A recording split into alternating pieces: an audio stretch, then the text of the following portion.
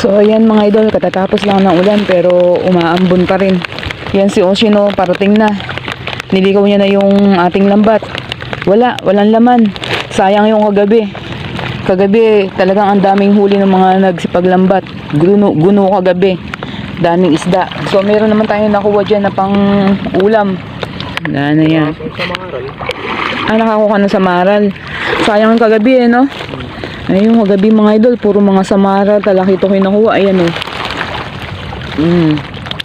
Piraso na.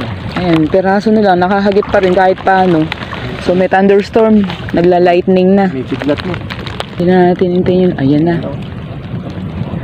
Paramdam na. Naririnig niyo ba mga idol? So mamaya pagdating sa bahay, papakita ko yung mga nakuha natin. So ayan, nandito na tayo ngayon sa bahay. Binasa lang tayo nung malakas na ulan. So ayan mga idol. Ayan yung ating nahuli.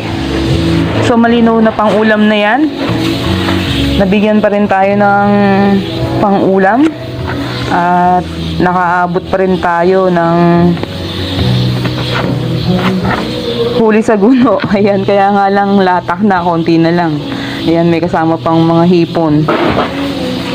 Ayan, sari-saring isda ang huli natin. Ayan yung mga nahuhuli nila kagabi. Ayan.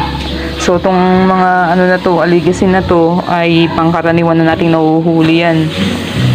Ito, yung mga ibang klaseng isda na yan.